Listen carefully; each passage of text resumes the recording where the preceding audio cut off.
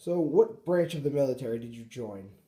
I joined the United States Air Force in December of 1986. It was just a few days before Christmas, and left my family for a completely different world then, and served for 6 years till 1992. So, why did you join?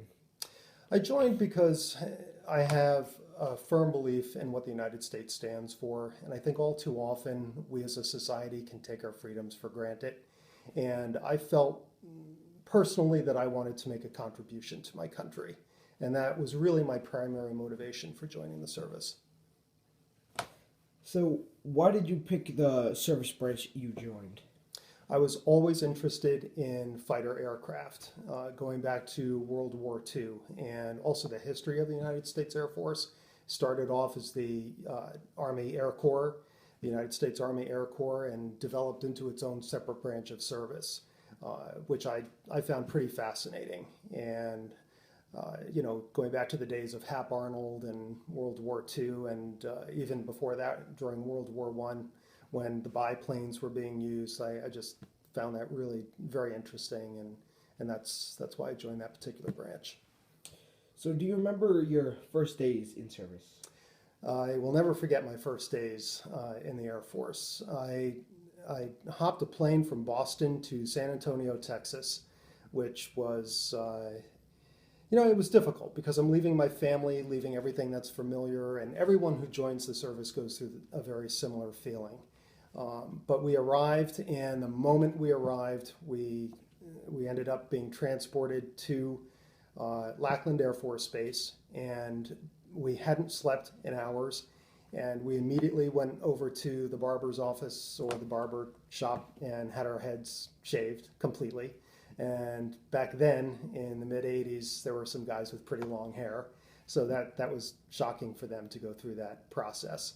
But it was a stark, the stark reality that I've made a pretty big decision to join the military. But I felt that it was a good decision to do that. So, what did it feel like? It felt like you were in a completely different world. And actually, interestingly enough, it almost felt as though all of your freedoms had been taken away, which is contrary to the reason why you're joining the service in the first place, to defend the freedoms that we hold so dear in the United States. Of course, that wasn't true, that your freedoms were taken away. I made a conscious decision to join the military. We didn't have a draft then, so I wanted to do this. But when you're following orders from every single person that you run into from the moment you land at Lackland Air Force Base until the moment you leave and are assigned to your first duty assignment, it's tough because you just feel like you don't have anything to really say or any freedoms. So. So, tell me about your boot camp training or experience. Well, I touched a little bit on that. Initially, we were very tired. The group of us who landed there, and our heads were shaved. We were given a uniform, a really bland olive drab uniform. It had no designation on it whatsoever. It was almost like just a plain matching top and pants and Air Force boots. And we were assigned to our dorm. And as I recall, when we were in the dorm room, there must have been 40 guys who were in there all together. Our beds were maybe 2 feet apart. And we learned very quickly to follow orders and follow them quickly. We weren't asked to do stuff. We were yelled at a lot, and as you might imagine. And we had to learn pretty quickly just to do what we were told and do it quickly and do it well. Also, I would say that the physical part was really taxing, especially if you weren't used to doing obstacle courses and that sort of thing, because you did it repeatedly. I remember one time I was going through a really difficult obstacle course where they had a live fire section of the course, and you had to crawl under barbed wire. And I caught my right ear on barbed wire, and I was bleeding profusely. And I went through the entire course, and I went up to my training instructor and I said, "Can I stop now? I've done the course." And he said, "Go through it again." So, and you had to, "Yes, sir," and you just had to do it again, and it builds character, and a certain degree of toughness, which you need. So, how did you get through it? I'm a person with a strong faith, and I have a strong family bond. I also have a very strong work ethic. And I guess one thing that helped me was knowing the temporary nature of it, that it would eventually be over. So going through 6 weeks of basic training, when you first start out, it feels as though it's going to last forever. And before you turn around, it's over. You've graduated, you've accomplished something, and you feel really very good about yourself and good about what you've learned. But I would say that primarily it's just positive mental attitude that gets you through each day, because there were a lot of tough days in basic training. It's not a picnic. So, which war did you serve in?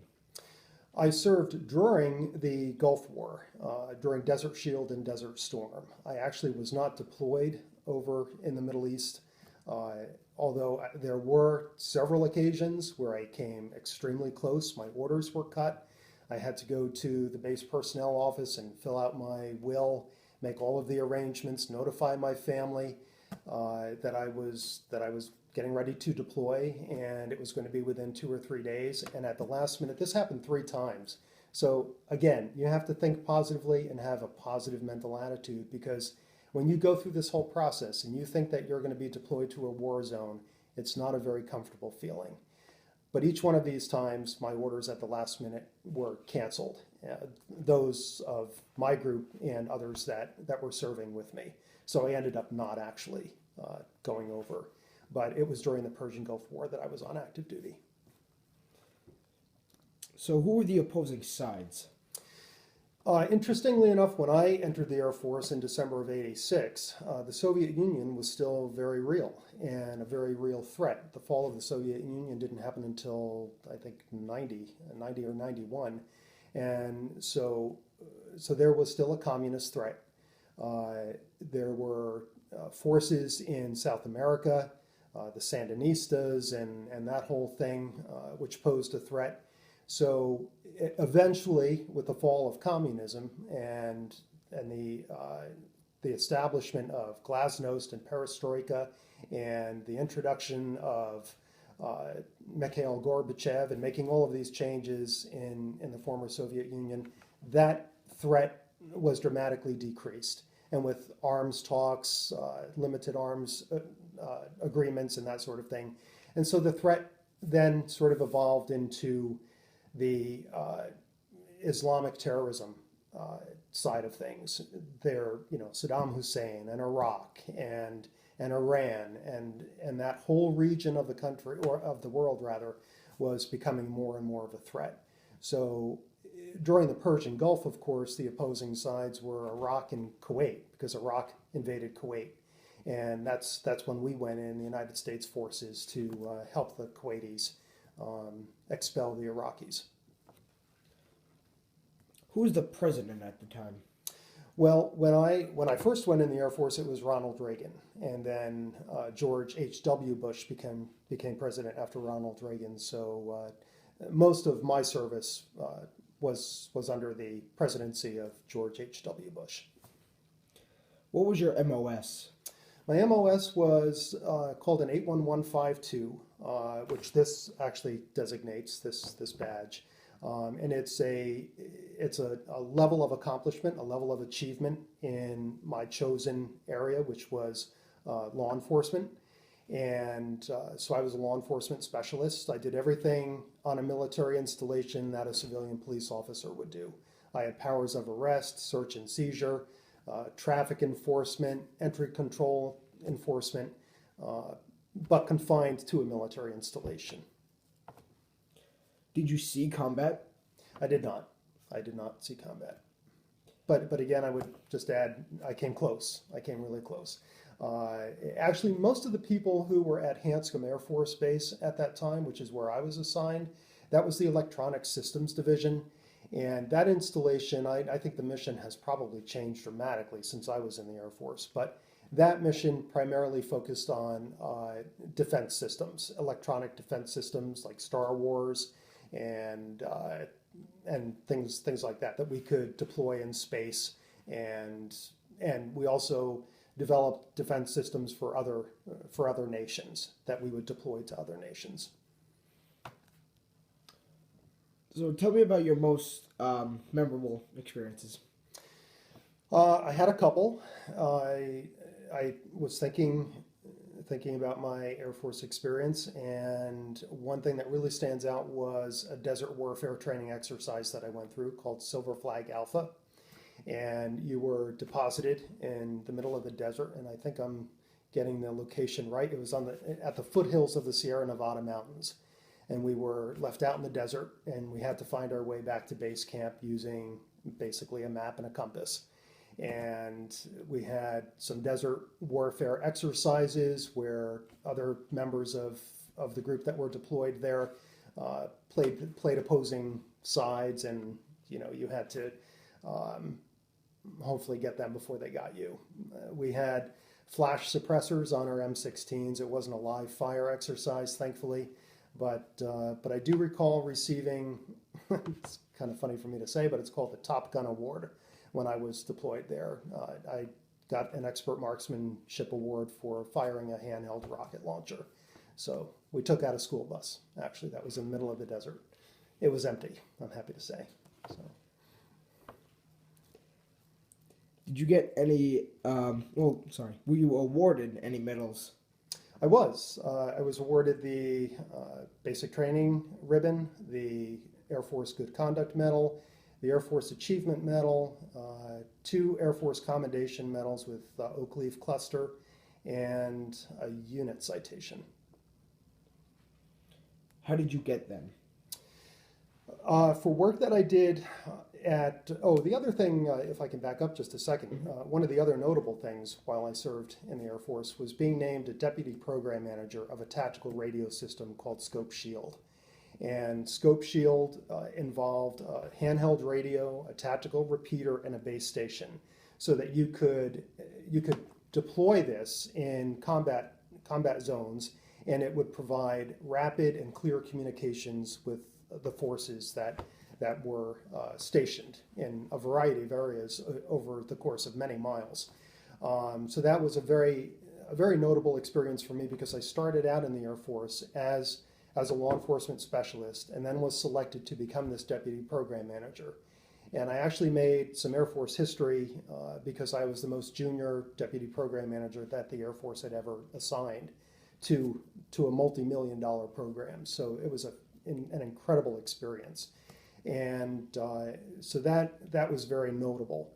And I'm sorry, the question that...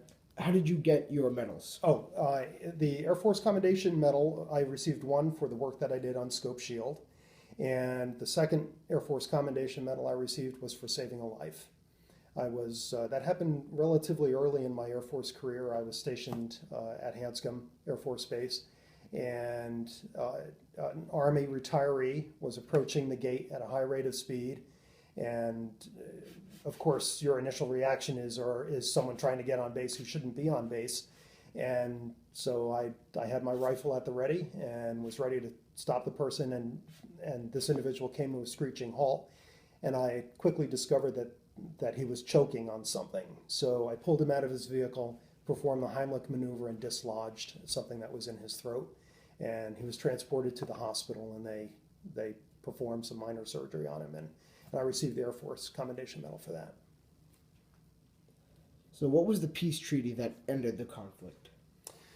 Basically, the United States helped kick the Iraqis out of Kuwait, and I'm not sure of all of the political ins and outs of all of that activity that occurred, but we accomplished that goal as a peacekeeping force, a force that was deployed to do a job, and then we pulled our forces out.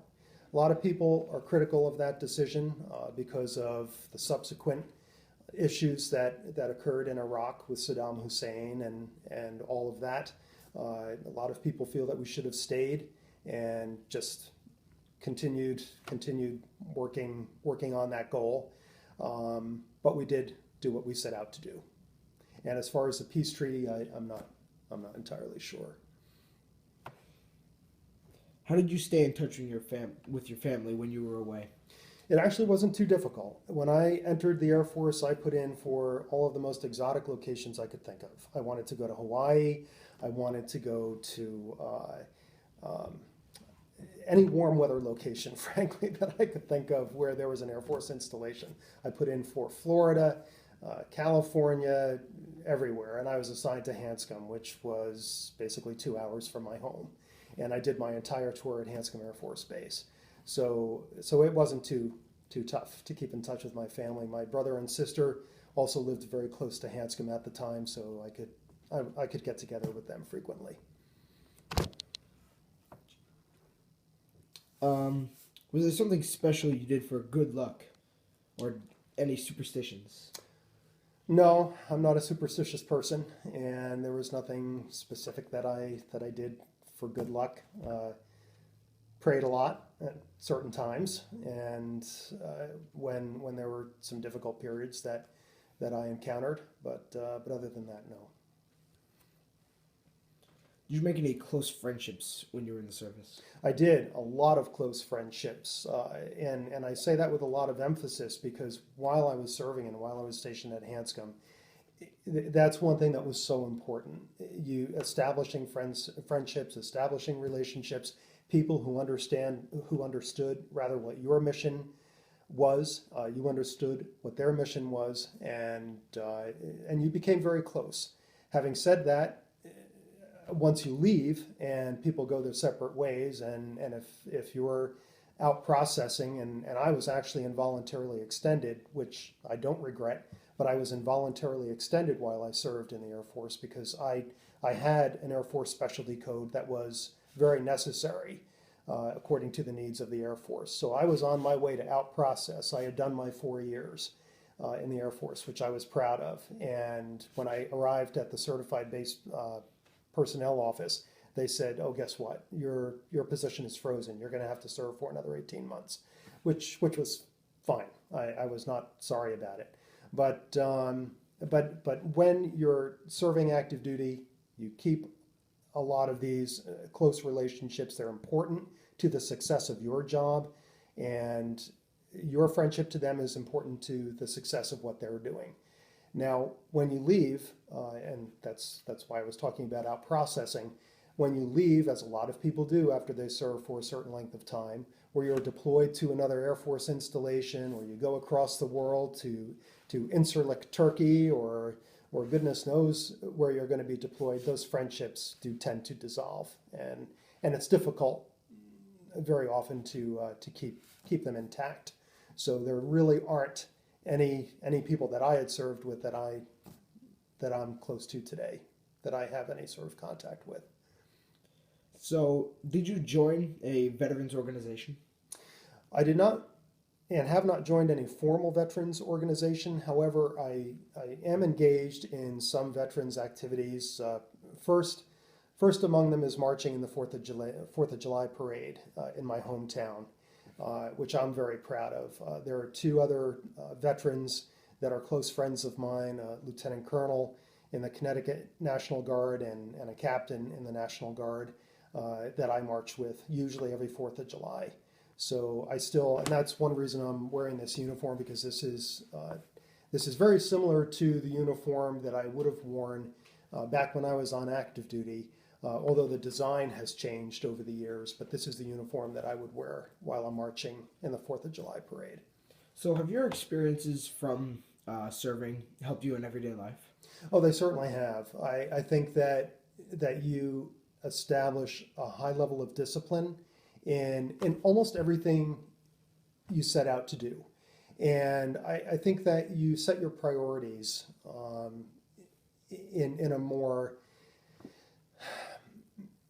in a more logical way.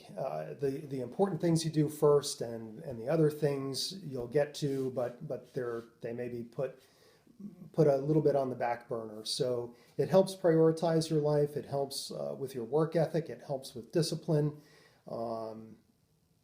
Just sort of your whole attitude and your whole perspective on life changes. And for a lot of the guys that went into the Air Force when I was going through basic training, they had some trouble getting through the program because they had some difficulties in their home life. Some of the fellows washed out of the program. It just wasn't something that they could adapt to very easily, and that's not to say anything bad about them. It's a special sort of an endeavor that you are pursuing when you join the military. Well, thank you for the interview. You're welcome.